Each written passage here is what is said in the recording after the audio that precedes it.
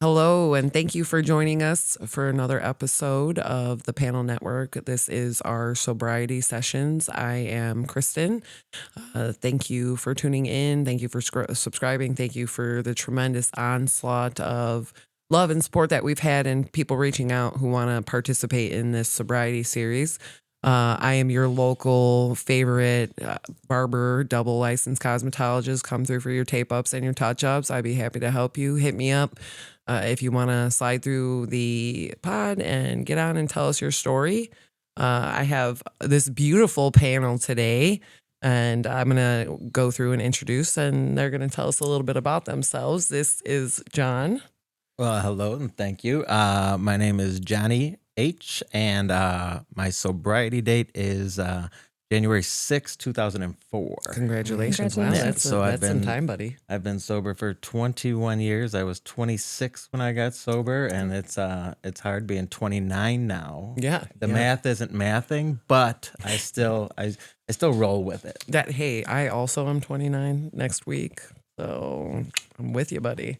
Good. Congratulations. And then I have Kyle over here. Kyle, I'm 38. I've been sober from alcohol for about 3 weeks, drugs since October.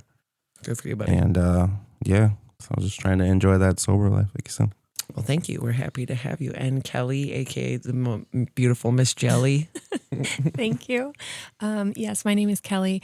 I have been sober since November of 2020, so just a little bit over 4 years. Good for you. Congratulations. Thank you. I am a mom to 3 teenage boys, so that keeps me hopping. And I teach Head Start preschool, which is fabulous. I get to go love on little kiddos all day, every day. Yes, we love our special needs kiddos. They are the best. And you, Mr. Joe. What's up? My name is Joe S. I've been sober since July 15th of last year, so I'm coming up on about 7 months from all drugs and alcohol. Congratulations. Yes. And amazing. I look forward to being on this podcast. Thanks for having me. Absolutely. Thank you guys all for coming. It's lovely to have you here.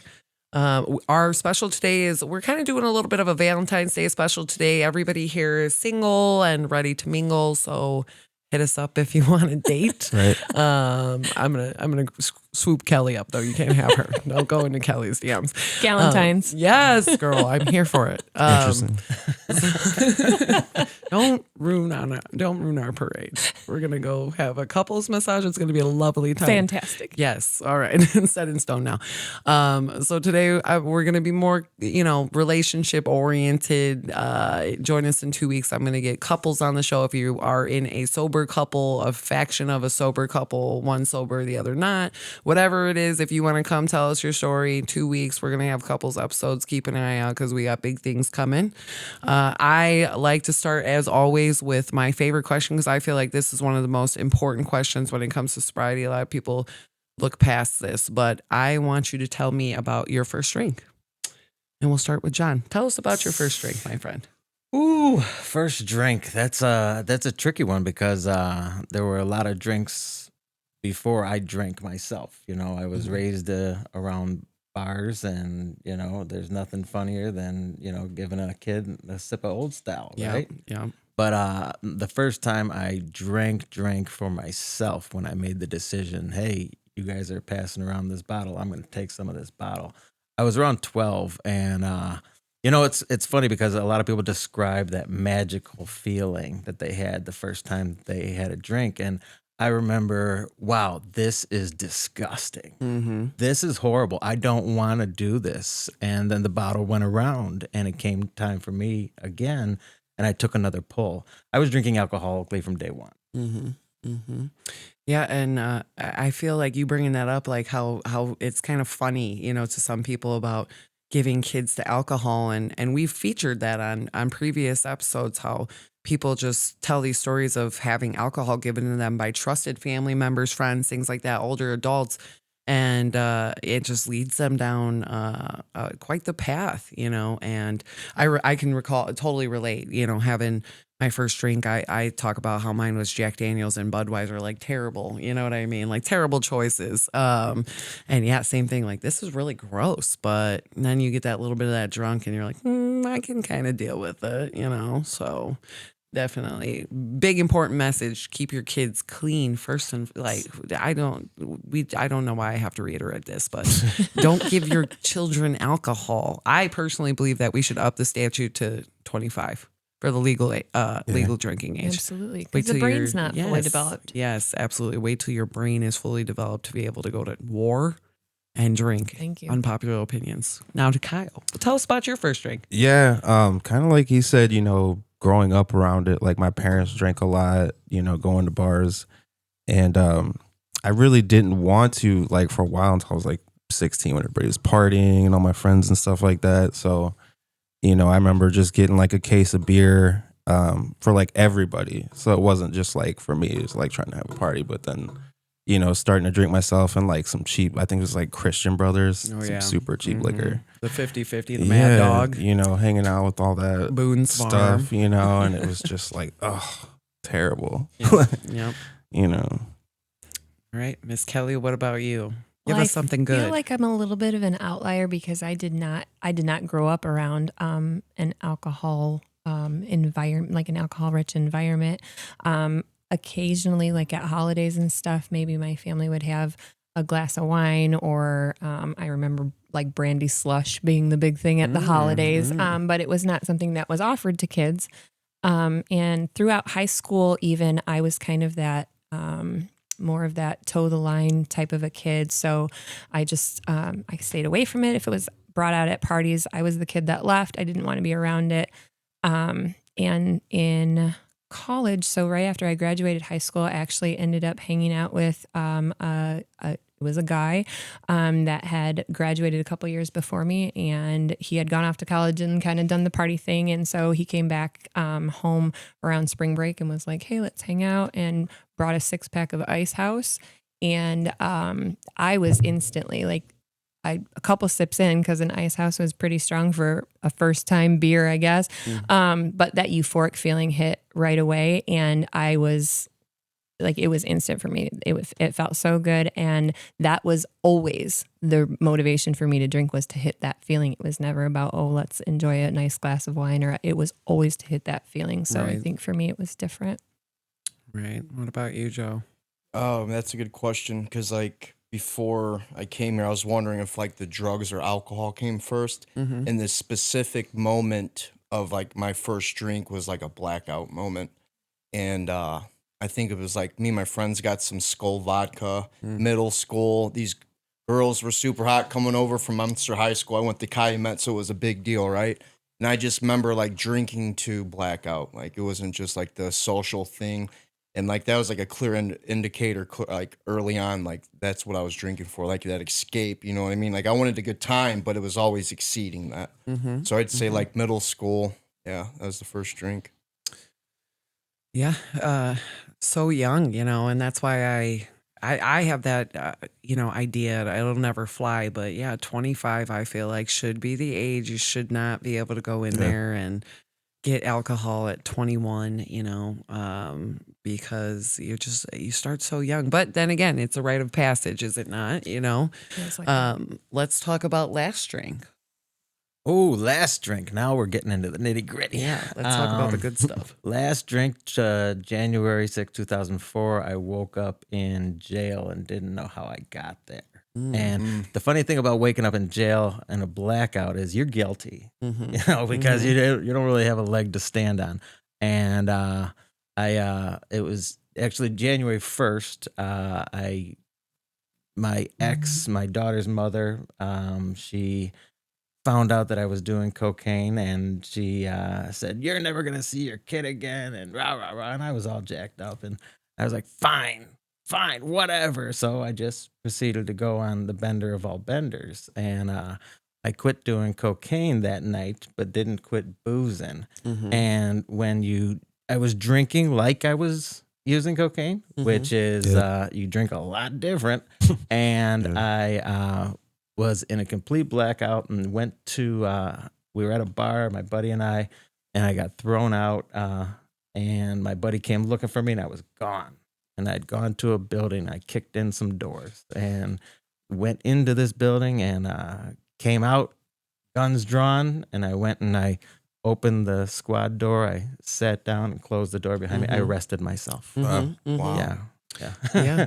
But yeah, that was the last one. And I woke up in jail. I looked in the mirror and I said, I don't want to be this guy anymore. Yeah, that's great because I feel like so many people end up in jail and are just like, Yeah. no, this isn't it. This isn't at my rock bottom. Now I had a similar, I went to jail and I was like, I still didn't quit. You know what I mean? You still went back to it. You tiptoe around it. You try and drink in moderation and test the waters and whatnot. And it's just like, really, how is sitting in jail? Yeah. See, I had been in jail quite a few times before that. Yeah, but that's- my daughter was 3 months old, and that was Oh. my catalyst. Right. I wanted to be a father. And that was, I think about this frequently. If I didn't have my daughter, I probably would be dead or in jail because that wouldn't have been enough of a catalyst for me to stop. It's just another time in jail. Yeah.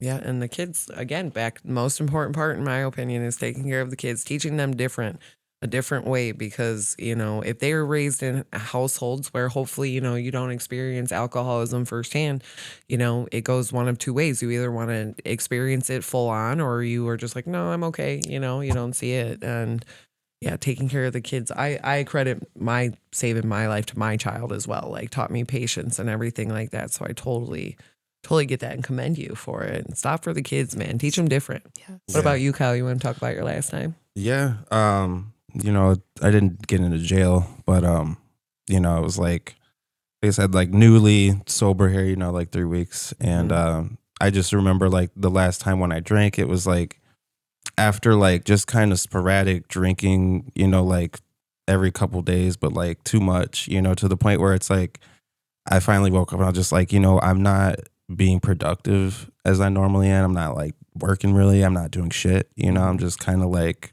in this depressive state where it's like I'm not getting anything out of myself. Mm-hmm.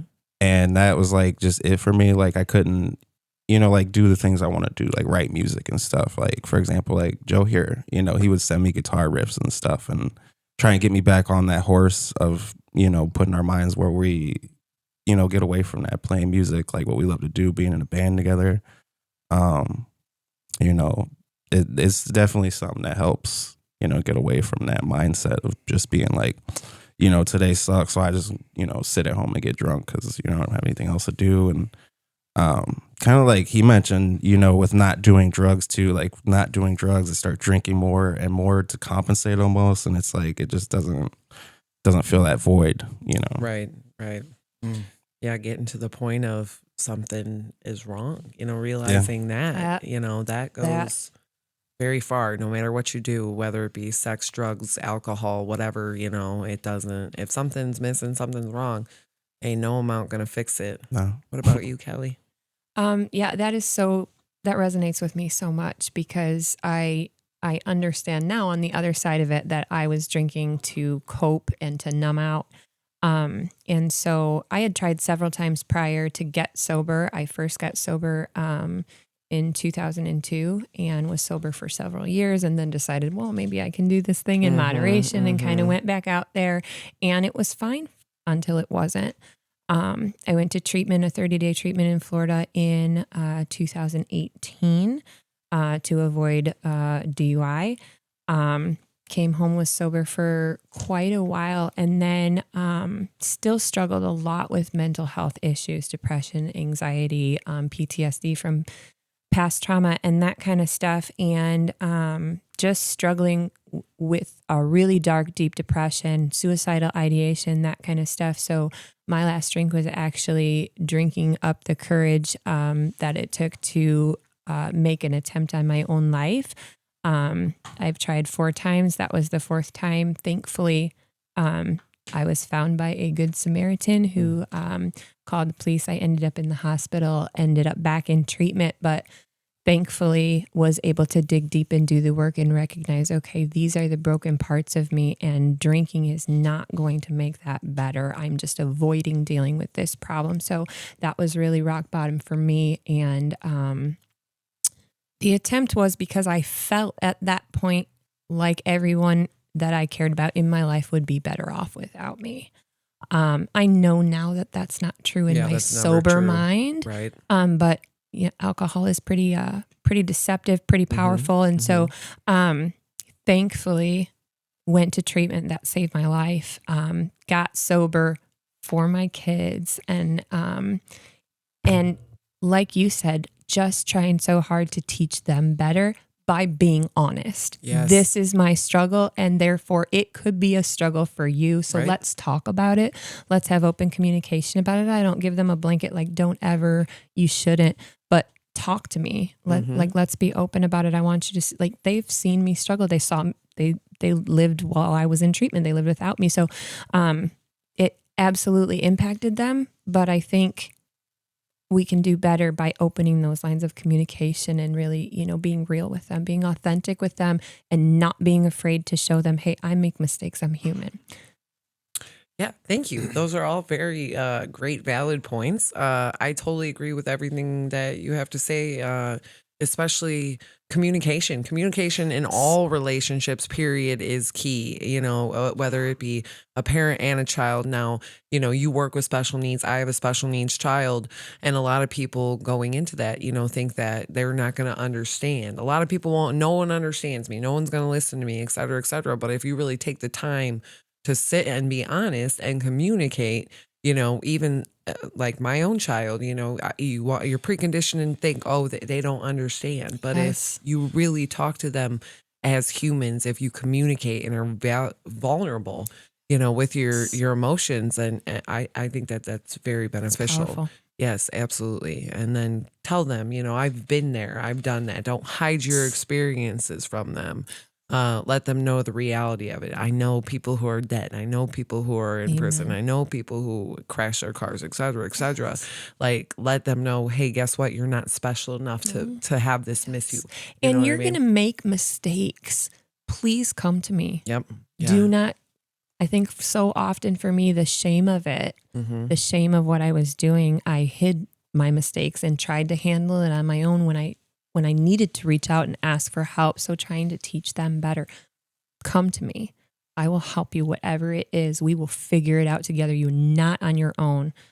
I'm here for you. Yes. Never alone. Yes. Absolutely. What about you, Guy? You want to talk about your last? last drink or Yeah. last use in general? Either one. Okay. Both, please. Well, last drink would be May of last year, and I was more of like a drug user, but people would say like, "What's your drug of choice?" And like my experience, there wasn't really no choice, like because once I picked up something, it was just I was on a spree. You know what I mean? And I wouldn't stop. I wouldn't know when I was going to stop unless I ended up like overdosing or being arrested. So last year I was on a run. I was shooting fentanyl and smoking crack just about every day, and that'd be my last drink. Because that night I went out with a friend of mine and she wanted to go get drinks. But the reason we ended up going to get drinks is my plan was she can get me to where I needed to go in order to get high. Because Right. that's how I was. Like, you find the means to the end. So that'd be the last drink. And the last time I did any drugs was July 14th of last year, which I was actually in jail. I was getting loaded in jail. And what woke me up was my dad dying in jail. And this realization of, I am never available when I'm getting high. Like, I'm not there for family. I'm not there for friends. I'm not there for myself. And like my dad dying and getting that phone call, my aunt, or talking to my aunt or my cousin on the phone saying, "Are you okay?" And finding out my dad passed, and it's something I'm still grieving, because I guess everybody grieves differently. But like that happening, like another person in your family dying or another friend, and you're not available because you're in jail or you're in a rehab or you're in a hospital bed from an overdose, that finally hit me. And like recently I just been meditating on like being how much of a blessing it is to be available when you're clean, like being dependable. Like, Yes. you can show up, you can be there, you can be a source of help rather than a liability. Because that's all I was when I was using, was a liability. Yeah. Are we gonna find him dead? Oh, bond money, or just mooching. I got sick of being that. It was just like a parasite that just wanted to feed off of anything. And I know like deep down that's not truly who I am, and I started to, just accept I had that problem and I don't want to be this person, because for a long time I would just have this identity of, you're only an addict and you're all these things that make up an addict, and it's not true. Like, you're not a sickness just because you have a sickness, and that's how I would see it. Like, I'm not the cold when I'm sick, so why am I taking myself to be only an addict when I'm using? You know what I mean? Yeah, So yeah. that's helped me like have a different perspective on things, and like help me learn how to love myself, because I struggled with that a lot. And Mm-hmm. I think that's a big reason why I would go back out and self-sabotage the good life I would have clean, is I would just like not believe in myself. I would be hard on myself, and people would always address this to me, and I couldn't see it, you know. And I'm slowly learning how to love myself, and I think that's key if you're in sobriety. Like, learn how to love yourself, find your passion, and just try to be of service, because it's about being other centered.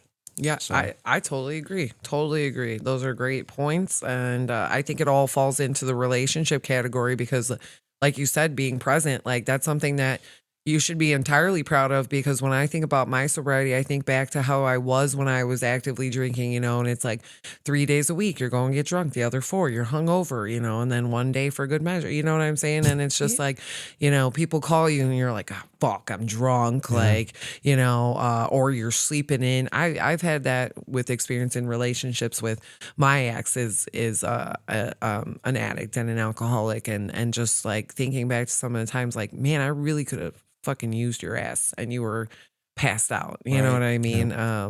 The accountability and the self-love absolutely is so important, you know. I wanted to ask this question and I didn't write it down, but we'll just kind of jump into this. So a lot, you know, with AA and whatnot, and sobriety rehabilitation, they recommend not dating for a year and just focusing on yourself. Now, on one hand, my question is, do you think that that's the best route? Since we're talking about relationships, on one hand, like, I totally understand the need to be by yourself, take care of yourself, work on yourself. But again, that as a human is very hard, you know, to do things by yourself. But would you say that you would think that that would be the best route, is just to go completely, you know, 100% just focus on yourself, single, you know, which is hard if you're married in a relationship, you know what I mean? But, or do you think it is, you know, maybe better to kind of phone a friend, have a friend on your side? Well, they say so. I am a proponent of give yourself a year. I am, and I've had a lot of arguments about this, but in my first year, I gave myself a chance. Now, I did find a friend with benefits, and they had called me Johnny Loophole for a little while because I found a loophole in the system. But you got to give yourself a chance that first year, and it's not don't date anybody the first year. It's not don't make any big decisions. changes. Yeah, don't make any big Yes. changes. Give yourself that opportunity, because getting sober is hard. And you know, we are, you know, it's the first few steps of AA, and I don't know if we're allowed to talk about AA or not. Yeah, we're not affiliated, but I mean, yeah, we But are that's all what in the it's, same. It's what got me sober, and finding a relationship with a higher power Yeah. was the hardest thing for me to do, because I didn't like anything about this God character you guys were talking about. And I suddenly have to find it, and I'm going to replace that with someone else, which is what I've done for so many years before. I replaced everything. I replaced all my emotions. I replaced them with drugs and alcohol. I replaced them with relationships. If something's going wrong, I know how to make myself feel better. And that first year, giving yourself a chance, I went to a lot of meetings. I went to a meeting every day for the first 2 years of my sobriety. And then I would go to the coffee shop for the meeting after the meeting almost every night of the week. And it was awesome.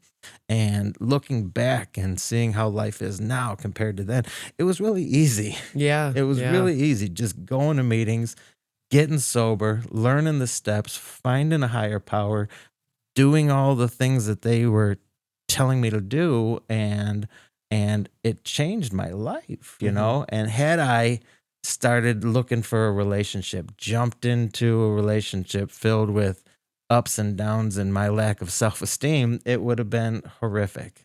But you know, I didn't do that. I stuck with it. And granted, this is only my experience, strength, and hope, which is all I have. And that's why I'm a big proponent for give yourself a chance that first year, because it's hard enough. Yeah. Yeah, you are very right. it's just so hard to do, you know what I mean? Because you're so used to like being in the bar and being the prettiest person and the funniest person, as we all are when we're drinking, and then you just kind of gotta go like stone cold sober everything, like, and find yourself and finding God. Yeah, oh my God, it's like, but then you find, yeah, in God is yourself, and in yourself is God. So I totally agree. I think you should take your time.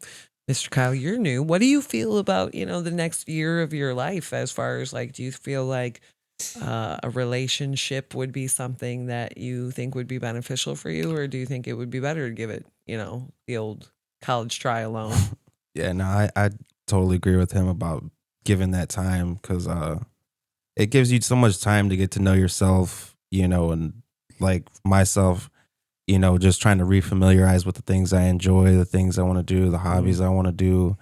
And it's nothing personal against dating. Like you said, if you're already in a relationship, then, that's totally fine, trying to work through sobriety and maintain that relationship still, because it's like, I wouldn't recommend, go break up with somebody to, be better or whatever. But, depending on the circumstance, I guess. But, yeah, for me personally, it's just, I don't want to give that baggage and, all that extra stuff to deal with on somebody that isn't quite, prepared to engage with it completely, and it's just not something I feel like I depend on, because that's a real, like, a lot of people are so codependent nowadays too. And it's like constant text back and forth and stuff like that. And I just don't feel like, when trying to better myself, that's something that I want to devote my time to as much, when, I just need to be focusing on myself and, taking care of that.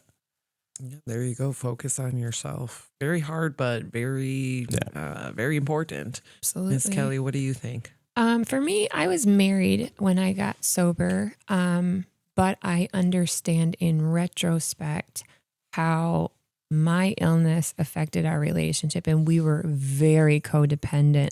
And when I got sober, I didn't do the work right away, and so I was still very sick, and there was so much more to unpack. And it was obviously, there's two people involved, so there's plenty of blame to go around, but I imploded our family. That's really all there is to it.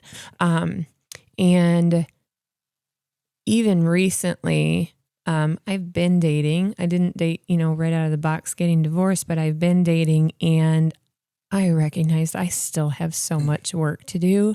So recently got out of a relationship because it is time for me to dig deep and focus on myself and try to identify what it is I truly do want in a relationship and who I am and what I'm looking for, instead of continuing to try to fix my feelings by, connecting with another human being. It is time to dig deep and do the work.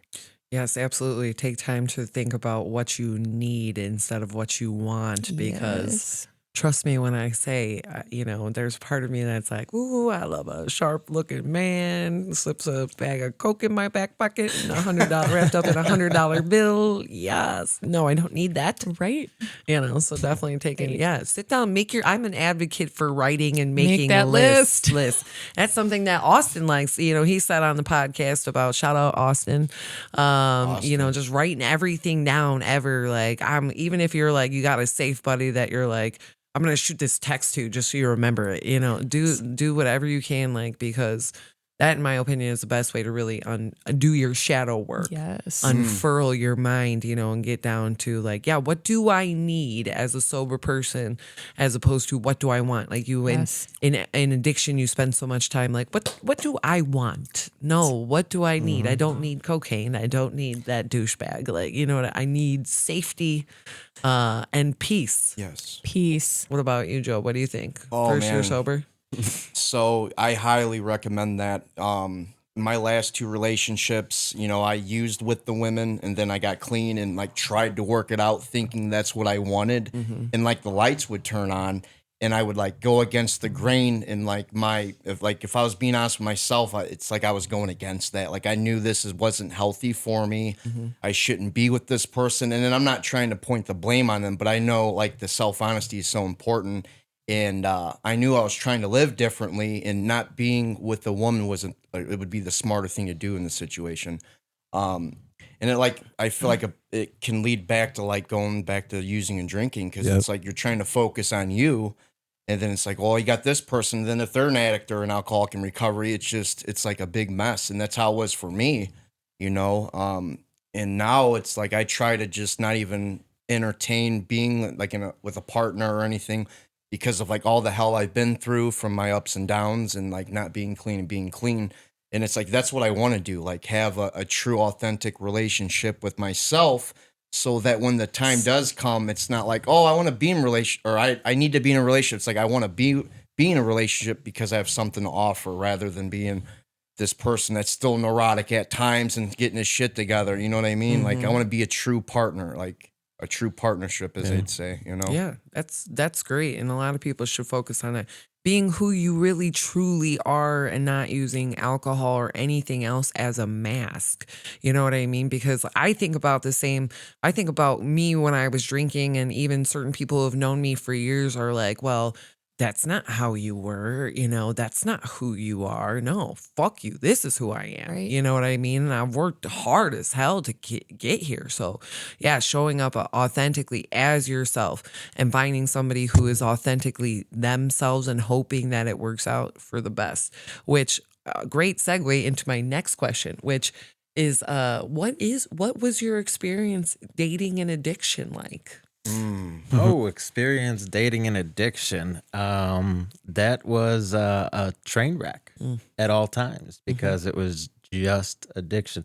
I drank and drugged every day for a lot of years, and every relationship I had was around drinking and drugs. My daughter's mother and I were basically drinking buddies, and it was ugly. And we tried dating, and we'd break up and date and break up. And the night of my daughter's conception, I had just broken up with someone else, and bumped into her at the bar. She started buying me shots of Southern, and it was the greatest oops of my life. Yeah. It was the greatest oops of my life. And then I was drunk, and she tells me she's pregnant, and we thought about terminating for a solid week, and I decided, no, I want this, and I told her straight up, this is probably the biggest asshole thing you're ever gonna hear. But I was drunk and told her, I said, hey, I'm gonna be the dad to this kid, but I'm not going to any of those appointments with you. I need this 9 months to sow my oats. Yeah, right. That's what I told her. And I didn't go to any appointments, didn't do anything. She tried coming to the bar pregnant and wanting to hang out, and I ignored her, and it was horrible. And then the day my daughter was born, I was in the hospital. I was there, and I felt that uncontrollable love for the first time, and I swore off cocaine, and that lasted 7 days.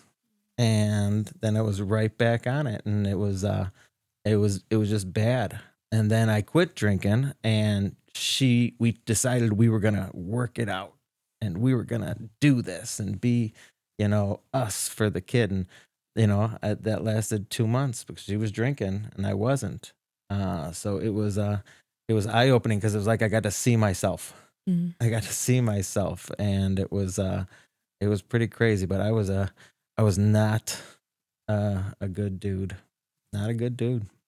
Well, you cleaned it up and you changed, and good dad to that kiddo, and that is all that matters. And That's right. everything happens for a reason. I'm a firm believer in that. I don't believe in coincidences, and I think we can say the kids, they really change you for the better, and everything happens for a reason. And I bet you that you love that little girl more than literally anything in the whole entire world. She's my angel, and she has introduced me at opens. She is friends with all of my AA friends. She That's has awesome. no desire to drink. She has she's tried it. She's tried drinking. She's tried drugging, but she has no desire. She doesn't like it, and it's amazing because she's got DNA of alcoholism. Oh, yeah. And has no desire. There and, you go. You should be proud. I am extremely It's a proud. miracle. And Extremely even if proud. all that comes of this is that she's watching, 4 days from now when we post this video and she knows that her dad's proud of her, that's enough, my friend. Yeah, That's she- enough. Shout out Nadine, love you. There you go. And Henry, I do have another one too. Oh. So I can't forget about Henry. Well, we love Henry too. She's 21, he's 9, and they're pretty awesome. And they've never seen their dad drunk. Good for you, buddy. That's a hell of an accomplishment. Mr. Kyle, I feel like you have some interesting drunk addiction. Yeah, shit. I feel like a lot of enabling with me and being addiction and dating and all that stuff. It was like both spectrums. Like, there was one where it was like enabling and that's like all we would do. And it's like, even when I was trying to stop, doing stuff, it's like, oh, here, I got this from work. This person gave me that, and it's just constantly like, all right, why not? And then it just, the time kind of stretches and it goes from like a couple days of it to like a couple weeks of it. And, it's just not a good time, but, and then there's like the other spectrum where it's like when I'm dating someone and, they don't party or do anything like what I'm into. So I'm hiding it. I'm like doing stuff in my private time and acting different around them. And it's like, usually they could sense that, too. And it's like, they could tell, when you're off and you're not yourself. And it's like, feel a lot of guilt with that, not being as available, to people who cared about me, someone who really might have wanted a good relationship with me, but not offering myself completely to them because, I'm just so worried about me and riding around, being in the streets, doing the shit I want to do to the point where I don't even realize, there's somebody in front of me that cares about me and like wants to do whatever. It's like I'm oblivious to it almost. So that's why, I'm such an advocate for me personally being by myself because, I don't want to put somebody in that pathway of getting hurt like that where, they're trying to care about me and do this and that, but I'm not accepting it, And, it's like I've been that way where it's like I would carry on a relationship like that and continue to hide and let them kind of like pretend like they don't know almost, but they know. And it's just like, it feels bad, so it's like I said, the only way for me is to just be myself, get familiar with myself, be sober to the point where whatever version they're getting of me is just who I am. And it's just authentic. It's not, partying, having fun version of myself, whatever. It's just me. And, like I said, too, just not being with somebody else who is doing, stuff because it's always been a dead end for me. It's always been, like I said, just being fed stuff, like just to be happy, this girl was saying where it was like, she thought that was like almost the key, like if I just keep giving them drugs, like everything will be great, and it's like, it's not, it just makes things worse. And, I just don't like that dependency like that. Yeah. Yeah, that's good for you. Yeah. And not hiding who you are. That's seems to be like a running theme of the night, and being who you are, being yourself. And yeah, I just think back to, dating and stuff like that. And then like, you think about it, and it's weird because at this point, I mean, I've been sober for the better part of 3 years, and it's just like, what do I do now that I don't go meet people at bars? It's just, I don't meet people, period, but yeah, it's hard when that's like the social norm it is, thing to do. It is totally. And everybody just, I've had so many people, oh, do you want to meet up for a drink? No, I host a sobriety podcast, I know people that do that, sober, go to bars, and it's just tough, I guess, for me personally, but I actually I frequently do that. I mean, I do it like once every couple months or whatever. Actually, there's an art theater in Hobart. I go up there and just like, I don't mind it, but I it's a think little tempting. the key is to look around at everybody that's around you and be like, don't want to be that girl, don't want to be that guy. That guy's gonna be mad in the morning, so is she. Right. And I just think back to like, dating and addiction. It's just like, man, all the fights, like I've thrown drinks, like I've just step 9, the men's letter, best step of AA that you're ever gonna find. Like that just really changed my life. Like actually being like, I was a dick. I'm sorry. you know? Yes. What about you? What's your experience dating? I was married through my addiction Oh, pretty yeah. much the whole time. And that was just a roller coaster because, like we've been talking about, you're not your authentic self. And there was so much deception and so much hiding and so much shame in that. And I didn't love myself. But I mean, we did the roller coaster of enabling where, you know, he tried to help me moderate. So I'll only drink when I'm with you, or he'll, you know, control how many I can have. Well, that doesn't work. Right. And then I was hiding it. And he was definitely a rescuer as well, who saved me from the consequences of my actions. So I got in a wreck, and he hired a good attorney, and he, you know, sent me to treatment. And it was always kind of his decision rather than my own. And he was trying to help me. I don't fault him at all, but we got so codependent that the relationship was just sick. And I can recognize that now.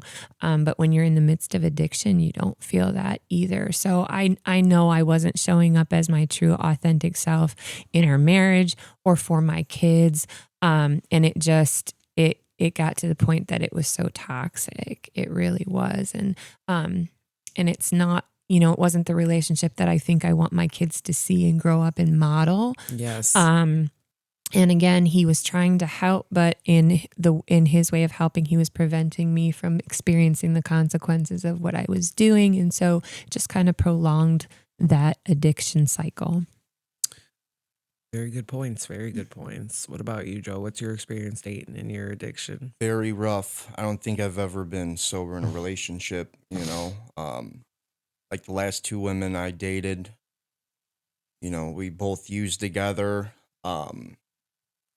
The one before the last, very toxic. Like things weren't cool unless we finally got our drugs, you know. A lot of codependency and just a lot of delusion, fighting, and I'm just grateful to be here and be single and sober because like that's hell. Like being with someone not only you're using but they're using and you both have a habit. It's like you're really not even together. You know what I mean? You just have this title of like I love you, you love me, but it's just the disease is talking through two people. You know what I mean? And then you know you come to and you're just like, what the heck, man? Like. So it gets dark. It got like a lot of like the last two relationships got dark, you know. And then the most recent girlfriend, like I had a resentment towards her because I thought like some guy she met in a trap house where it took my girlfriend, right? My girlfriend because I was too busy getting high, and I'm like doing this prayer, finding out like they're together now, and it's just like crazy. Like I'm upset because this girl is with another addict now, and just like still doing crazy stuff, and I'm sober, single, you know. But it was just funny how it had that effect on me because she was my girlfriend, you know, even though we're just using together. But yeah, I've never been sober in a relationship, so that's like something brand new, you know, and that's something I'd want, but I gotta just like be honest with myself.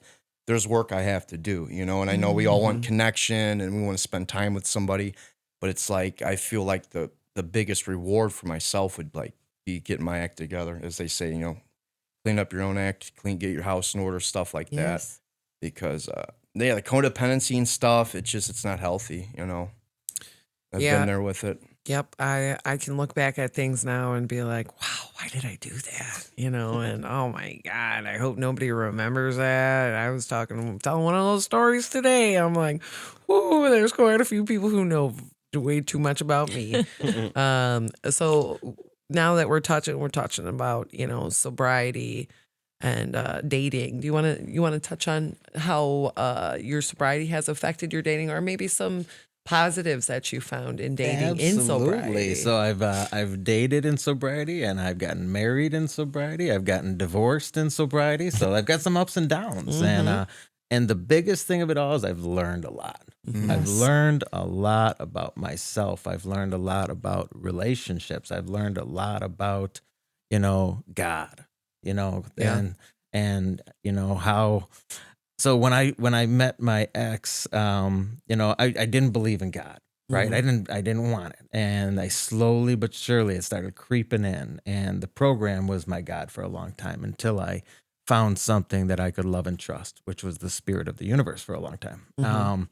and you don't recognize God moments Mm. until after the fact. I wish you could just be walking down the street, something happens, say, "Ooh, that's a God moment." Doesn't work for me that way. It's like 3 years later, I look back and say, "Oh, that was a God moment." And so I was a year and 9 months sober and bored. I was 27. I didn't, I was kind of tired of just going to meetings. So, I'm a singer, and I decided to go to karaoke night. And it was a bar that a friend's parents owned. So it was like a safe place. And I went with my little brother, and it was a safe place.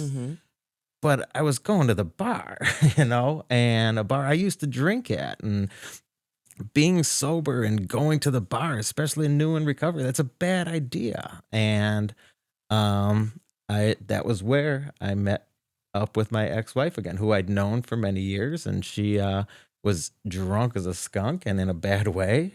But we talked, and basically right then and there said, "Okay, let's do this." And I stopped going to karaoke night, and we got together, and it was, honest to God, if she hadn't been put into my life, I probably would be drunk. But God put us together, and it was good for a long time, and then until it turned not so good, and that happens. Yeah. People evolve, people change. Depression's a hell of a thing. It's a real deal, and it grows in you slowly and surely where it was never before. And and now, we got married in 2013, and when we didn't need to, it was because I wanted to go on vacation. We had everything we could need, a house, cars, yada yada. We'd been going strong, but I said, "Hey, let's go get married in Punta Cana." There you go. Okay, and it was shortly after that I was like, I hate everything about this, and we went to counseling, and I hated that. Oh, I hated everything about that. And then we had this great conversation of, let's have a baby. That'll fix everything. And granted, now this is one of the greatest things in my life, my son.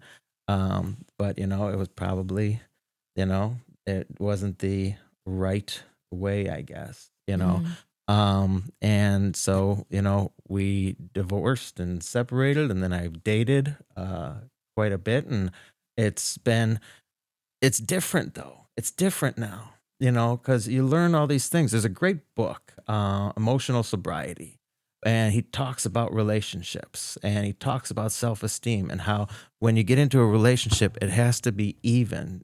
I have to have my self-esteem. She has to have her self-esteem. When I am lacking, I'm going to grab onto hers and just like ride the coattails. And then, okay, stop riding my coattails. Now I'm building a resentment, and all these things happen so slowly, but they just kind of eat at you.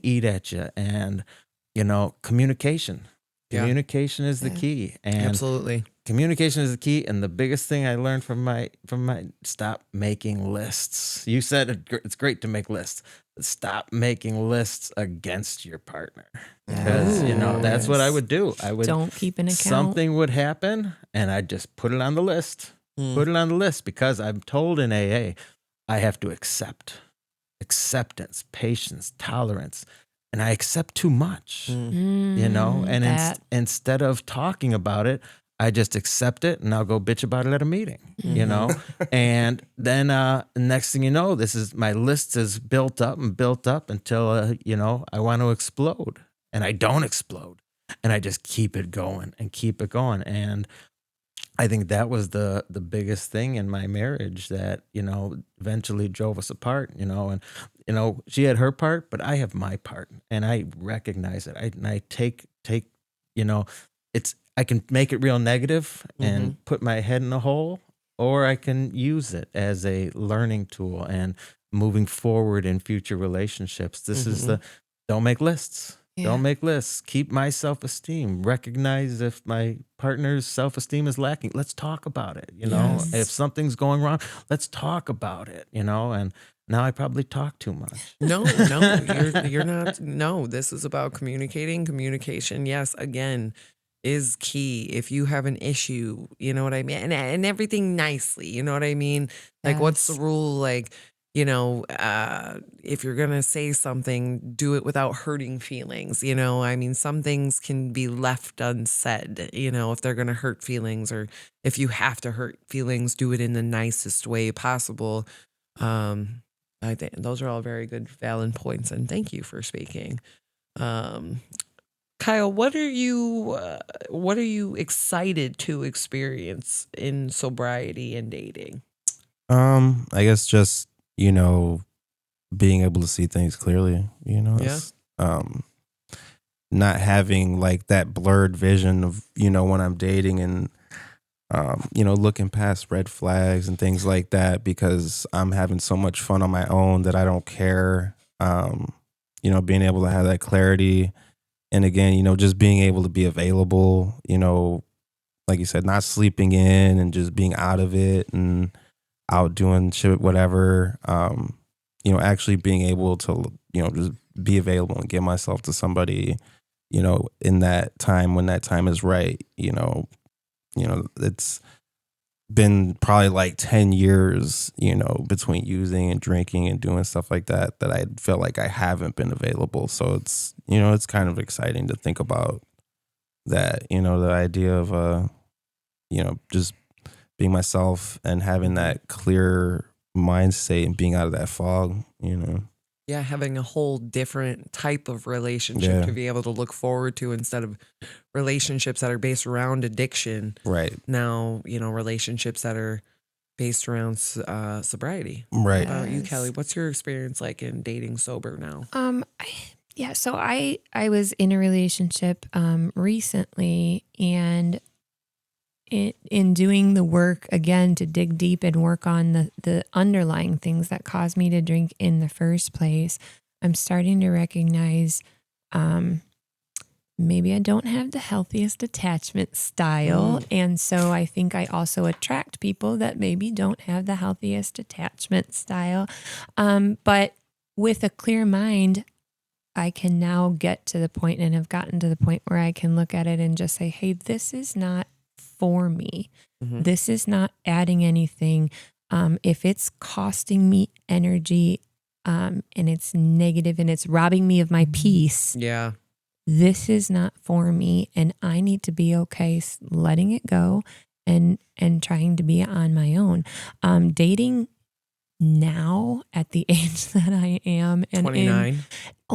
Crazy yes, person. it's wild. Like It's me and wild dating at 29. So my ex and I were together since I was 19. So that's the dating game is different. Yeah, absolutely. And even dating at 29, everybody comes with a history and a past and baggage. And so it's just, it's being honest about my own junk and being willing to dig in and do the work so that I am bringing a healthy, whole, happy person to the table, There you go. and looking for somebody else that is also healthy, whole, and happy, and not needing me as a fix for whatever is maybe missing from their own life, and not looking for somebody to fix me, but finding wholeness and love in myself and in my faith, and really pressing into that so that I can bring a whole, healthy person to the next relationship. I love all of that, and I think that is fantastic. Mr. Joe, what about you? Do you have any experience in? Yeah, now that I reflect, I had like very small periods like where I tried to date sober, and like the most recent was years ago, and like we both got sober. We used together, both got sober, and it was just like I had moments where I exploded, and I'm just like, I can't do this, and it just keeps reinforcing the idea of like you have to do work on you. And like they say, I heard this line in recovery, they say water seeks its own level, and it's so true. Like I would attract like the same kind of people in my life, like people that didn't like process things in their life, or they're dealing with things, and it's just like that's kind of what's going to happen. I feel like, I'm going to attract whatever I am, and yeah, it's something I need to put, the hold on, and it's hard. I get lonely, or that can just be an excuse, maybe I do. No, like I But, said earlier, you're human. Humans yes. get lonely. Amen. It's a human Yeah. condition. But even like if you want to date, it's so hard to like be on the same page because people can get misled or misinterpret where you stand with them, and it's just like where I'm at in my life. I don't want to hurt anybody. You know what I mean? Especially for women, because it's like they feel differently, and I just don't want to do that to people. I've done enough of that through using, and it's just like I just want to respect people where they're at and not lead people on. Some people just have a cold heart and they just will do that with the intention to mislead people and hurt people, and people go through a lot of stuff, and it kind of like scars them. So I mean, trauma is a real thing, and it's hard to heal that. So. Yeah, you are very right about that. And coming face to face with your trauma and the things that you've been through and the things that trigger you, I think is also a big part of recovery. And yeah, definitely be whole. Try as and everything I believe falls into place as it's meant to be. If you're meant to find somebody that's around to help you through your recovery, I believe that you'll find them. But just keeping hope of that, and it can get lonely. I definitely understand, because I've definitely been there time and time again. So but we're gonna do one more question after this. But I have an opinion on this, so I want to know your guys' opinions. And that pertains to dating while you are sober. Could you date somebody who is not? Because I've been for the better part of 3 years in recovery, and I've gone through every single faction, I feel like, of dating in recovery, where when I was married, it was like he was sober, I was drunk, he was drunk, I was sober. Like neither one of those things worked out. And then, after marriage and dating, like I've been sober, they've been drunk, I've been sober, they've been a casual drinker. And, I've also dated where I'm sober and they're sober. And I personally believe that the sober and sober relationship is the best bet. Now, in my experience, like I said, casual drinking comes with like, well, every once in a while you're going to get fucking snocked and it's going to be my business, And then definitely I've tried to date, sober, and the person's very active in using, and then I become the martyr, the crutch, the saint, the savior, because I feel like a lot of us also have savior complexes or the need to be saved, but personally, me dating sober and sober, this is something through my sobriety I've realized that I have to go this direction, because just the peace that you have from not being worried, like, oh, are you going to go to the bar? Is there going to be some dumb whore there? Like, Right. That's terrible to say. And that's not True, but shh.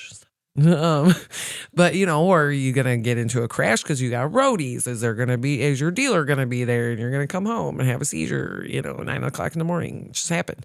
And then dating somebody who's sober, just a piece of like, this person's gonna be on time, this person's gonna go to work, this person's gonna be reliable. Like I feel like that is the best bet. But I feel like there's so many people that have difference of opinion, maybe stuck in that situation. I was stuck in a marriage where he's sober, I'm drunk, and I'm drunk, he's sober, and being stuck in that. What is your opinion on that? Do you think that, John, the best bet if you're sober is just be like, no, cut and dry, I will not fuck with somebody who's not sober?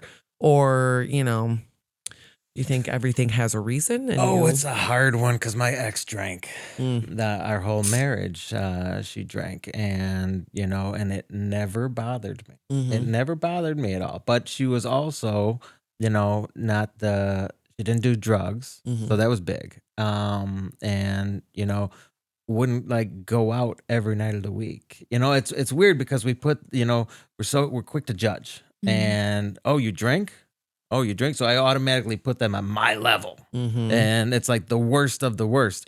When in all actuality, there's a lot of like normal drinkers out there. Yeah. And if you can find a normal drinker, it's kind of okay. And I hate saying it out loud. No, a sober and sober is beautiful, because, you can have really high level conversations about recovery, and making amends and resentments and fears and all the things that lie within me. I can talk to somebody who kind of understands. I would try to talk about my recovery with my ex, and because she wasn't in recovery, we didn't have those conversations. I would bring it up very, very slightly. She never saw one of my leads. I've given lots and lots of leads over 21 years, and she never came to any of them. She never was involved. I'd have my, AA people at the house, and she knew them, but wasn't involved in my program, which is also, it was like a separation of us. I was living this life over here. She's living this life. Right. But to answer the question, I mean, sober and sober is beautiful, but I think sober and normal is okay too. You gotta keep your guard up. You gotta watch, okay, because they're sneaky. Yeah. They're sneaky. Yeah. They might appear at Cunning, normal, baffling, powerful. yeah. Yes. So it's I say early on, especially, is if okay, I'm 7 months sober. I'm decided I'm gonna start dating anyway, and okay, I find somebody who's a normal drinker and turn out they're not. That's ugly. It's ugly. As long as it's positive and honest and open dialogue, that's I think that's the key. Yeah, and having the ability to recognize who is a moderate, regular drinker and who is, hiding, because that is a huge thing, and that's why I bring up the roadies, because I've had personal experience with that where it's like, what do you mean? I never see you. You're home all the time. You know what I mean? And then it's like, oh, well, I'm not there for that 1%, so yeah, good, great points. Kyle, what do you think? I kind of agree with him a lot on that. I dated this girl one time who she would just come home from work and literally have like 1 or 2 White Claws, and that would be it. Like, we just hang out, she'd drink a couple of those, make food, totally fine.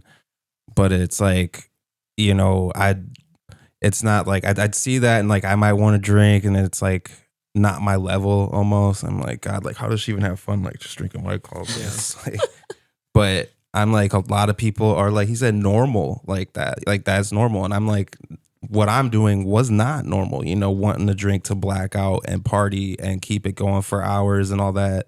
Not having, the ability to just, be like, all right, I'll just drink a couple White Claws and, eat something and go lay down. That's it. So, I mean, yeah, for me personally, yeah, definitely sober and sober, would be my best bet.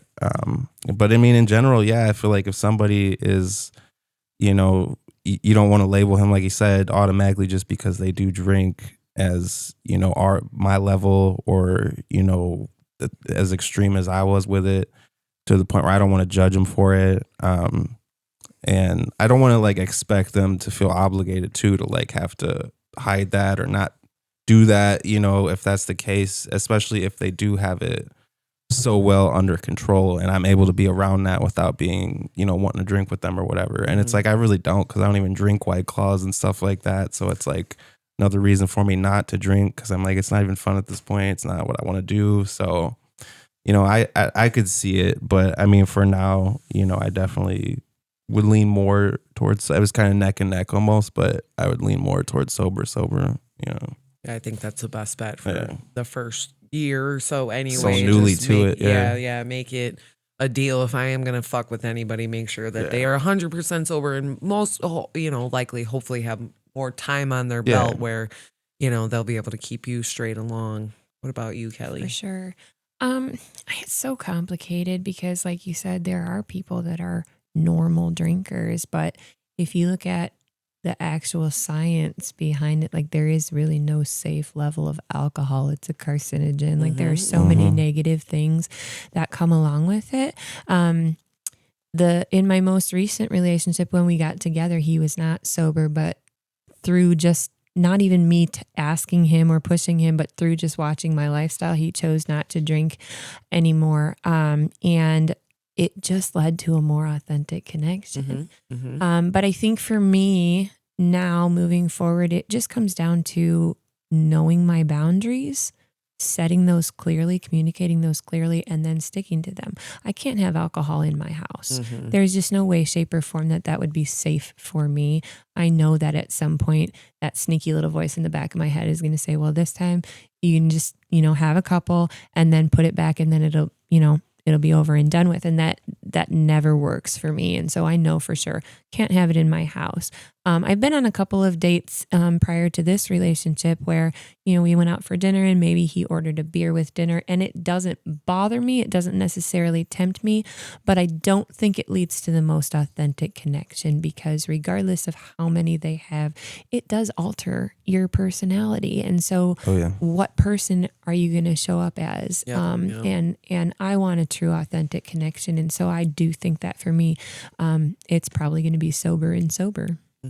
Yeah. And I totally agree. But then not only that, it's like, I've been in the same situation. You go out to dinner, and then whoever you're out to dinner with, they have a drink, 1, 2, 3. You know what I mean? It's like, okay, I'm fine enough that it doesn't bother me, but I imagine that there are people out there that wouldn't feel the same way. Right. Especially early on. And early on, that was not true for me. Early on, it was very hard for me to be around other people who were drinking.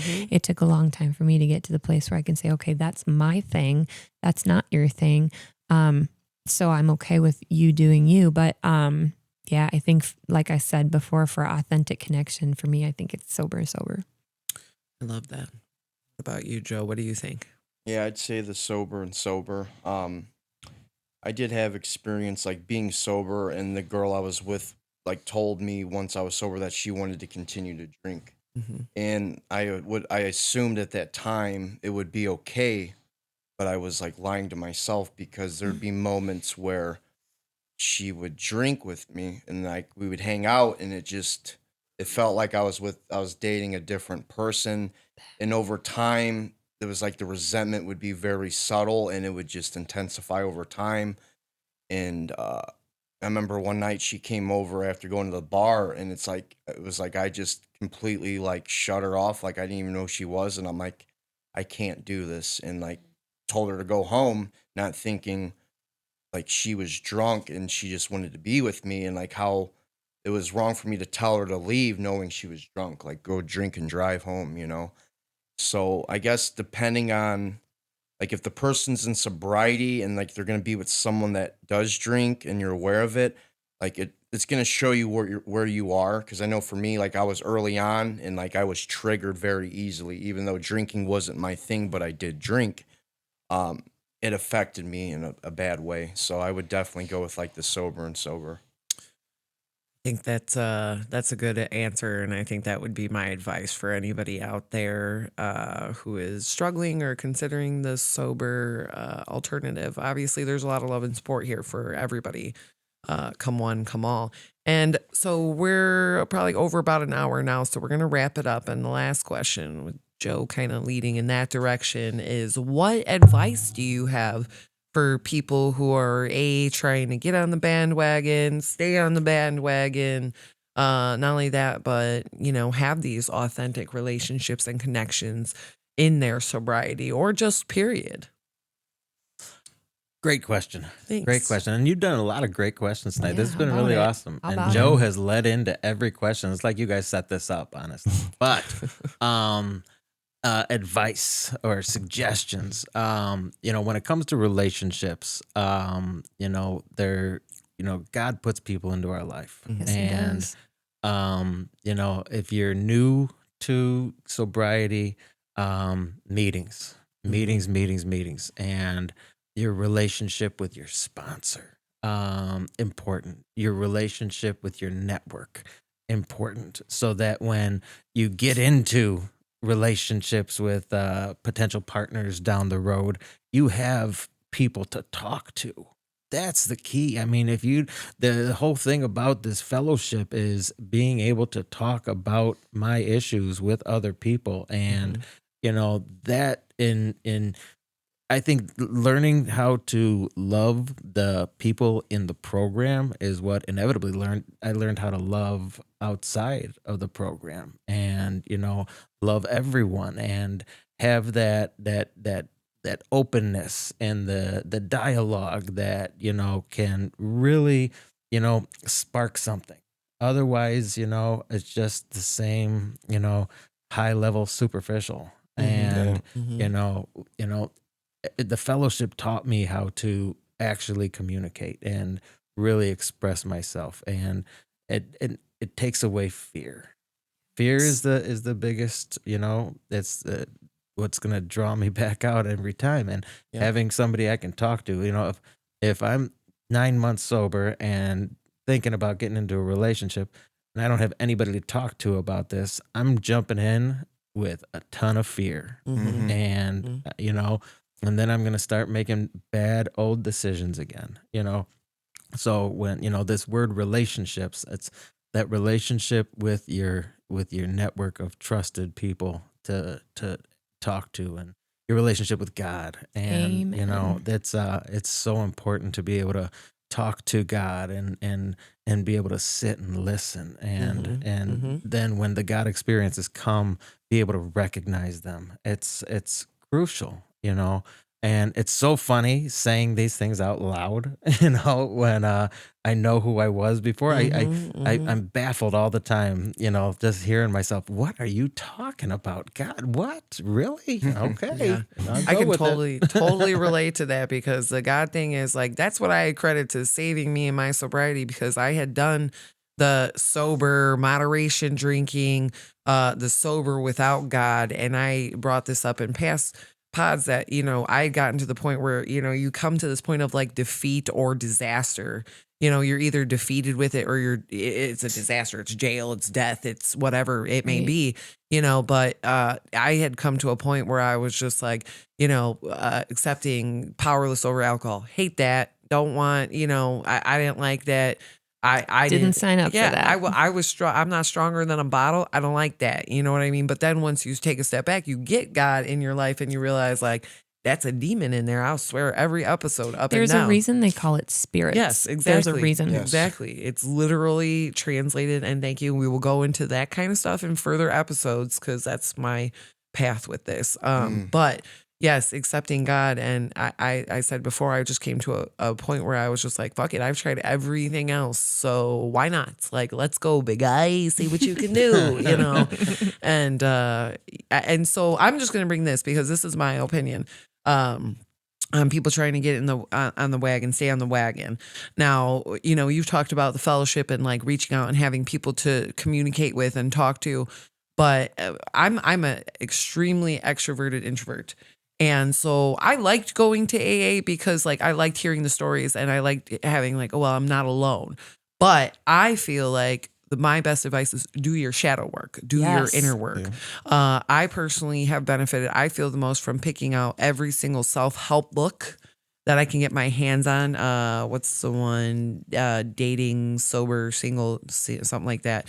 But it's about dating yourself, like, loving yourself, taking yourself out, finding out what you like, what you want, do your self-help, do your shadow work. And find out, what are your problems, heal that shit before you can go, because it's not fair to, dump all your baggage on anybody else. So absolutely, I agree. Go to the meetings. I've gone time and, and there's so many options out there and stuff. But when you have that quiet time, do your work, get your self-help books, get your shadow work journals, get your whatever the hell it is that makes you focus on yourself and focus on God. Do that. That's my advice. What do you think, Kyle? I think, just get to know yourself, essentially. Not focus so much on relationships and chasing that next person and trying to find healing in that, like we all, have said. And, just allow yourself to be familiar with who you are. And like Kelly mentioned earlier, just being someone that is something to offer, because you're so happy with yourself and who you are, to the point where, you're not worried about that. And like you guys said, I feel like things will happen. You'll meet somebody, things come around to the point where you don't need to pursue it. It's not something that needs to be forced, especially being sober and, seeing more clearly and being more available to those opportunities almost, of meeting people who can be beneficial for you, can be good for you in your life. You could be good for them, vice versa. But, just taking that time, like you guys said, to, get to know yourself and be comfortable with who you are and be able to be content with being alone and, being able to be happy when you're alone, listening to music, whatever it is you do, to the point where you're not like, I need to call this person or that person to hang out because, I'm so bored, I need company.